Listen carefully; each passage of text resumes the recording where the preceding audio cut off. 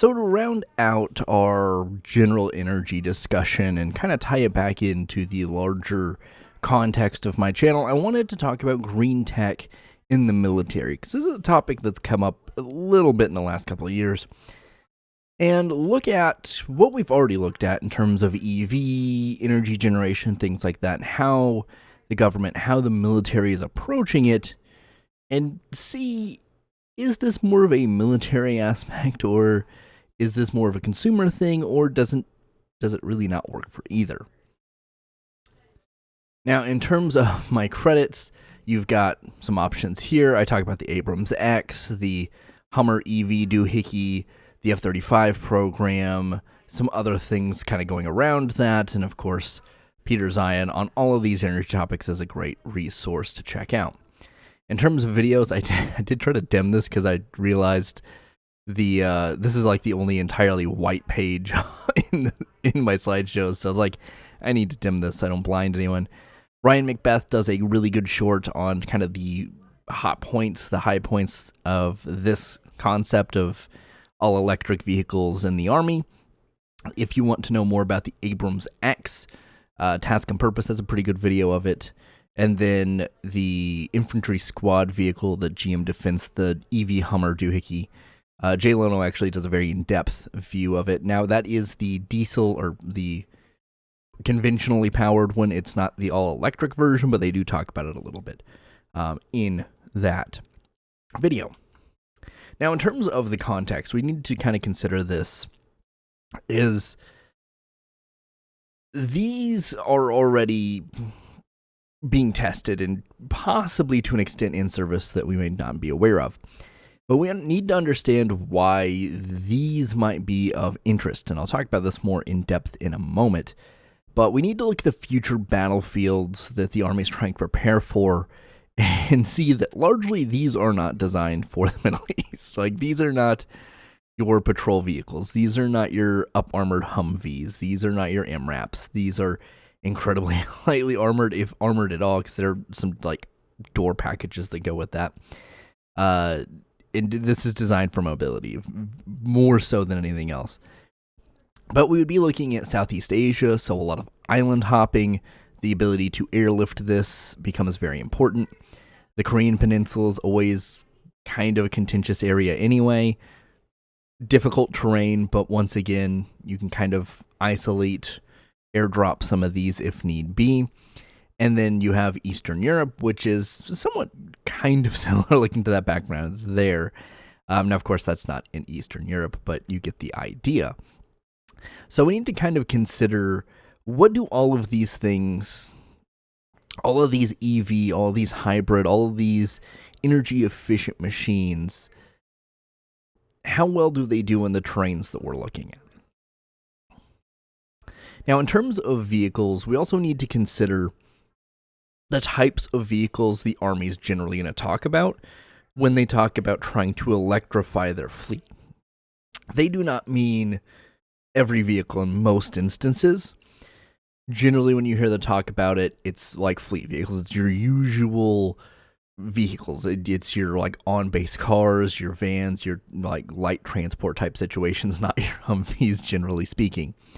But in terms of what we'd be kind of breaking things down, you've got your non-combat vehicles, which are most of your fleet vehicles, your kind of regular, everyday car, van, truck, whatever. Your light tactical vehicle, which is that thing we saw on that last page. Transports. So these are kind of like the larger HEMTT style things, and of course armor. Now, in terms of kind of getting reference for some of this, non-combat vehicles, like I said, regular cars used on base, whether that's a military police, whether that's any number of administrative staff that are, not, are driving a quote-unquote company car, if you will. And there's quite a few of those, so you could potentially electrify them. Now, this kind of goes back to my whole EV video of whether or not that actually does anything, because once again, these are going to generally be in areas where your primary source of energy generation is not renewable energy. Most of the time, it's natural gas. So you have some concern that even if you're not directly generating emissions yourself, you're putting significantly more strain on the grid, requiring upping in natural gas, which is usually the kind of quickest to upscale if you can, and especially in terms of consistency. And then you have light tactical vehicles. Once again, this thing, the EV Hummer type situation. I'm not 100% sure as to why they specify it as a Hummer. Maybe it's just so they're kind of using that branding. But they do talk about in videos, this is based off of the Colorado ZR2, I can't remember. Chassis is kind of one of their higher end light trucks. So using that, of course, it's very modified, as you can see. But one of the benefits, or at least one of the benefits that GM tries to sell, is that a lot of this, I think they say like 90%, is off-the-shelf consumer product. So in terms of getting parts, GM Defense is not having to make entirely different production lines for a lot of them. So that helps in terms of parts availability. But yeah, these are other options. This is kind of the first and potentially a wave of them, especially if the government continues to push EVs. This is something that may have some roles. And this in particular, like I said, with the airdropping capability, whether that's via Blackhawk, you can fit them in Chinooks, you can drop them out of pretty much any cargo plane in service with the U.S. right now. So you can drop these on islands if they are electric, have some kind of solar panel capabilities. You could reasonably still use them. Now, in terms of consistency and how the batteries in whatever power generation source you have actually function out in the field is hard to say. That's effectively, I think, what the testing's going through now. But it's an interesting concept at the very least, and it is somewhat of a limited run. I think they were like 649 was kind of the initial planned order in total, but I think like 180, 150, something like that have already been produced and are starting to get delivered to the U.S. Army. Then you have transports, these big old guys. I don't think you're electrifying these anytime soon. You may see something if, you know, the Abrams X and its diesel electric power pack work fairly well. Maybe that's something that you see transition into a transport role, but most likely not going to be the case. At least anytime soon, I imagine. And then, of course, the Abrams X with its diesel electric power pack. Yeah, I mean, this is, and we'll talk about this more in a moment, but I think the idea of kind of going hybrid isn't terrible. This is something the naval sector has a lot more experience with submarines, but of course you're compacting it into a much, much smaller frame here. But it does have some benefits we'll talk about more in a moment. Now, to kind of start the transition into actually talking about the separation of all of these different things, the idea of fuel efficiency is not a new one. Going back to the FA-18, the original Hornets, and the the General Electric F404 GE402 engines, these were designed less around performance and much more around fuel efficiency. And for a carrier-based fighter, range is a little bit more important. So you do have at least some thought put into this. Now, sometimes you see that in armor, but you don't generally see it going too far down the chain, right? This is a fairly common complaint with Humvees, and why, part of why at least, MRAPs had started to become a little bit more prevalent, was the Humvee, for the most part, didn't really get a big change in terms of its engine, even after being up-armored, whether that was from the government or just people on the ground doing it. So it was not great. In terms of changing engines, it's really difficult to do with you already having a frame. You're already a little bit limited because you have to fit within those same specifications, which generally is why you don't see like a totally new engine come out for the Humvee or the Abrams. You see a new variant of it come out. Now, of course, different drive systems and all the other stuff that comes with it. But generally, it's like, hey, the engine works fine, right? We'll kind of figure it out as we go, and if we need to procure something else, we'll think about it. But the idea of fuel efficiency is the first step towards that. At least some branches have thought about that. But you also kind of have to consider the U.S. defense budget's absurd. So you don't necessarily have the same concerns a lot of other countries would have around being able to actually get the fuels to run the things you need. Which brings us to the conversation around hybrids versus electric vehicles. Now, you see oddly enough, this is kind of reverse, but you have the diesel electric Abrams X over there on the right. And I believe that's one of the new fully lithium batteried Japanese submarines. I think it's a Soryu class. So it's actually kind of reverse since it's fully electric. But you have... It's the same thing with consumer vehicles, right? It's a little bit easier to make the transition to a hybrid. You already have the infrastructure for combustion engines. You already have a full workforce of skilled labor to do the maintenance on those engines.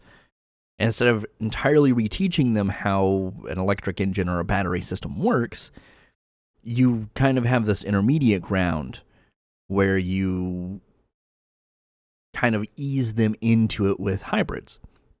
You also, to an extent, can get some ranging benefits out of it, as well as some sound benefits, which we'll talk more about in a moment, which is applicable to both.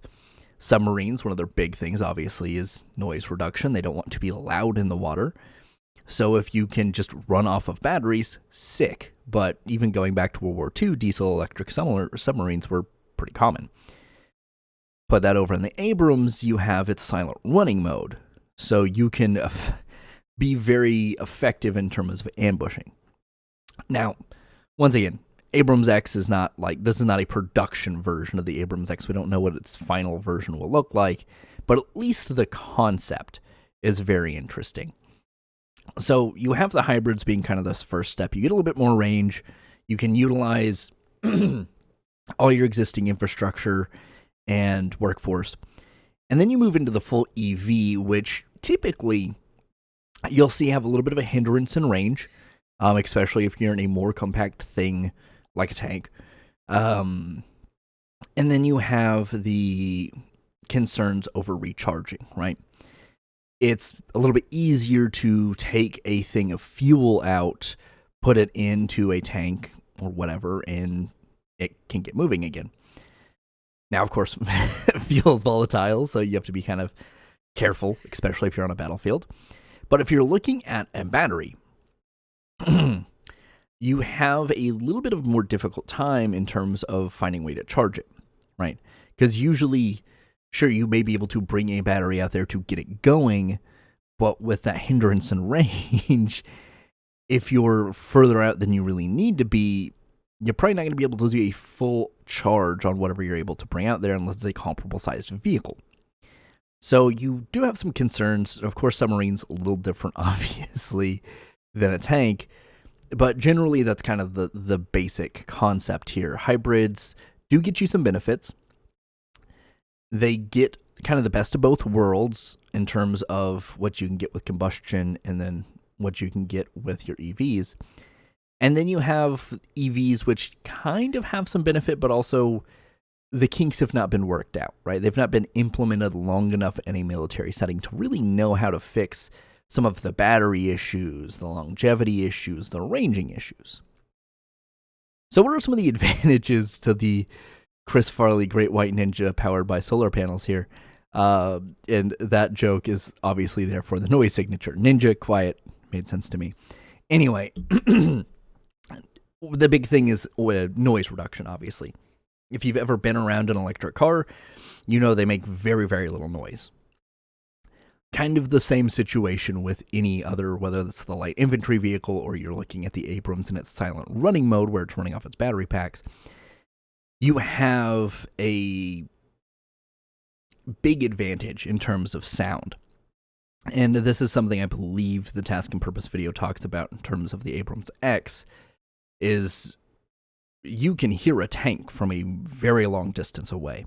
They're loud. But if you can reduce that noise pretty significantly, you have a better operational chance of laying ambushes or just being able to move without being detected, right?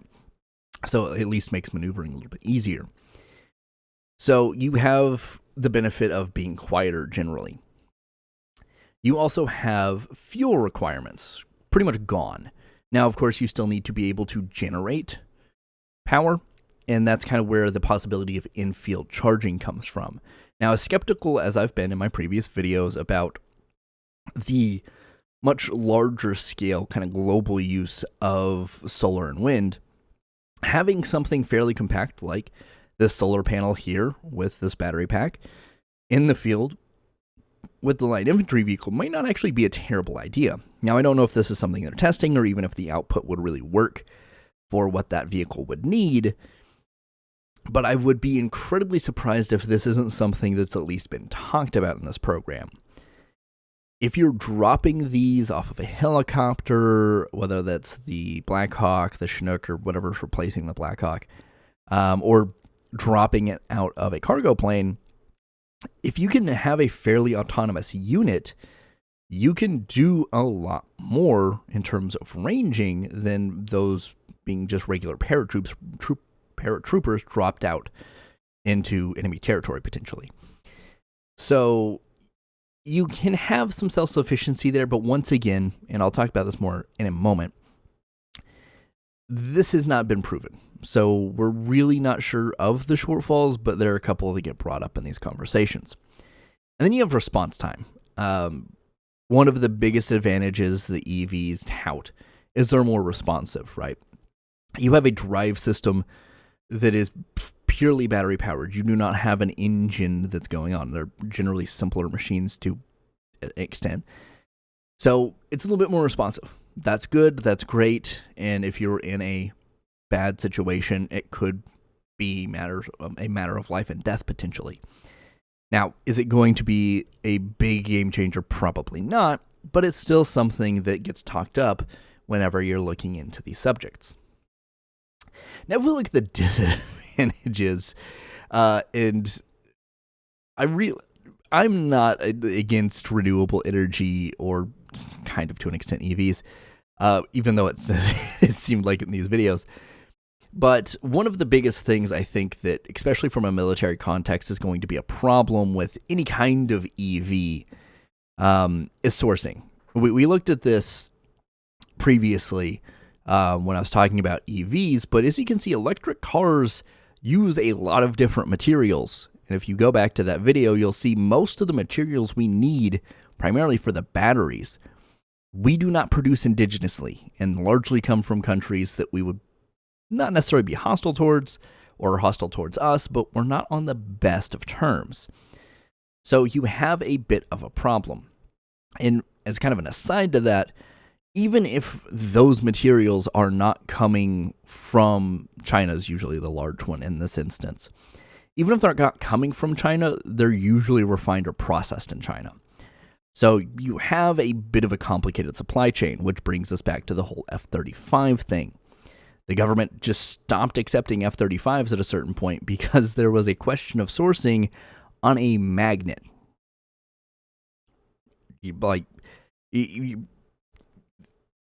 It's an important part to the aircraft, right? But it's not like it. That magnet is not comparable to what a battery would be to an EV, right? So that's going to be a big concern. We need to have some kind of indigenous production capability if we're looking to do that. And generally speaking, that's not something you develop very quickly. Now, you also have fire hazards.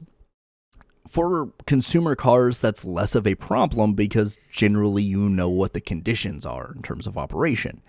You know general road conditions, you know general temperatures, you know terrain, and you can generally say, yeah, EVs are relatively safe from this aspect. But if you're dropping them into unpaved, not even paths, just wilderness, these could be a significantly more pressing problem. that's not going to be great, right?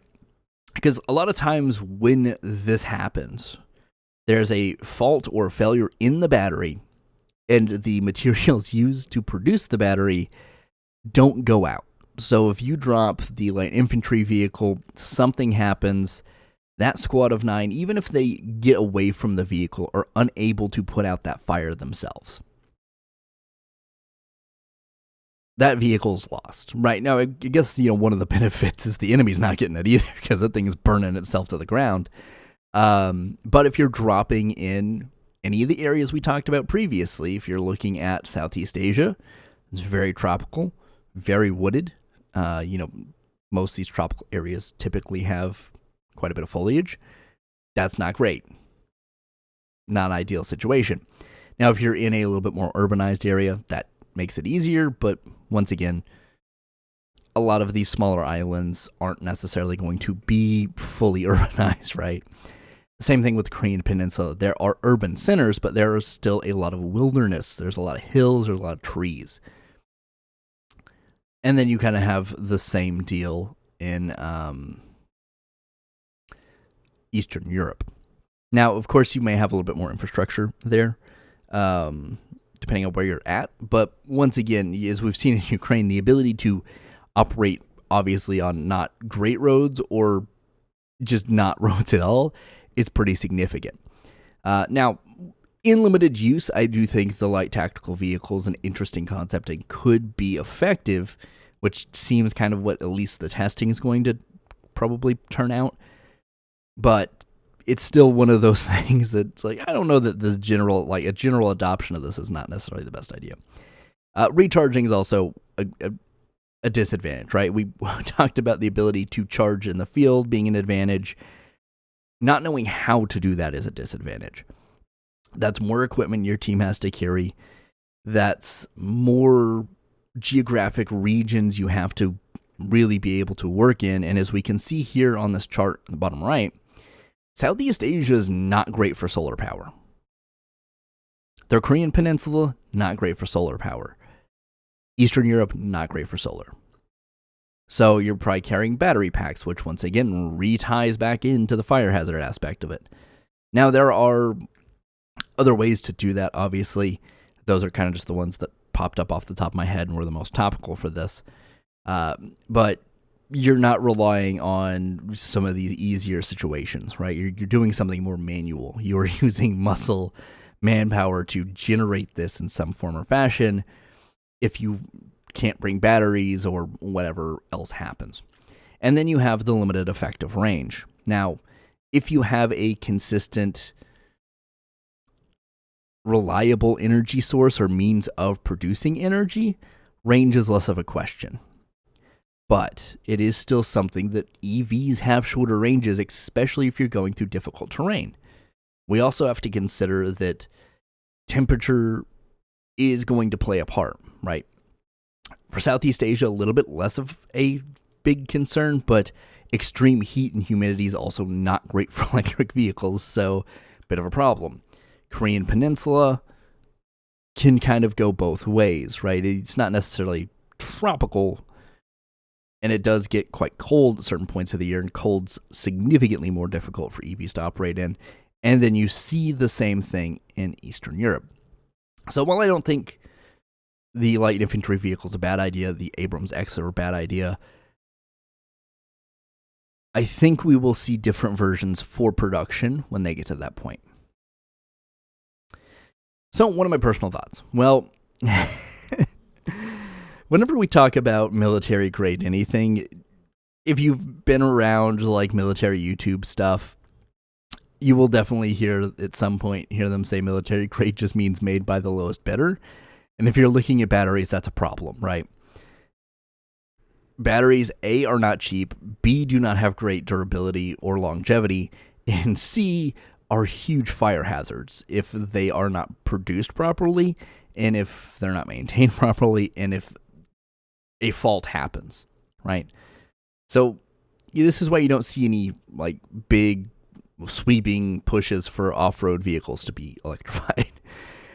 So bit of a problem there, especially if you're looking at the lowest bidder. Now, GM, I think has done a pretty good job of combating this using most of their off-the-shelf parts. That cuts down significantly on what they have to produce specific to this vehicle. They can use a lot of what they're already producing. So as long as that chassis, that frame, and those parts don't change, that's fine. But you also have to understand consumer automobiles change significantly faster than that of military. I mean, there's still Humvees in use to an extent. Humvees from the 80s.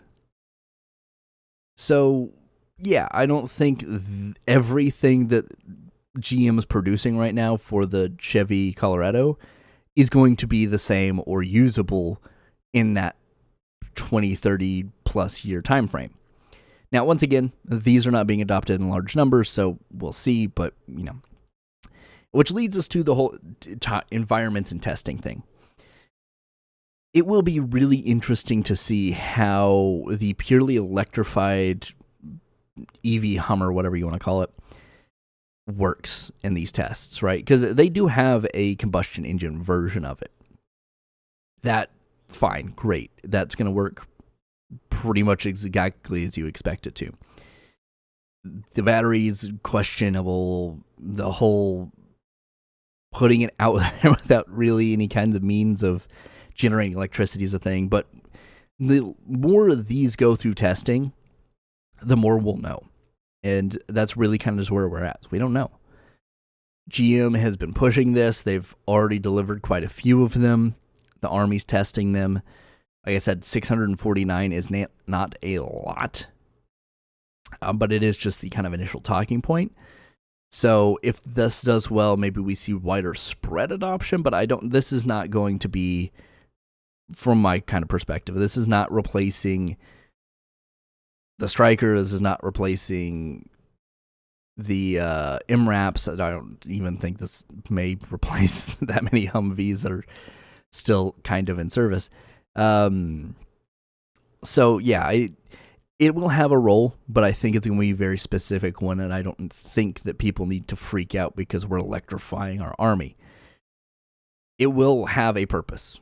Testing will determine whether or not it can fit that purpose, and if it doesn't, it's not going to go out into the field. Anyway, those are my thoughts on the topic. I hope I did a good job of giving you guys the basics. If you have questions, pop them in the comments below. I'll do my best to answer them. And of course, as always, friends, thanks for sticking with me for about a half hour. I'll see you in the next one.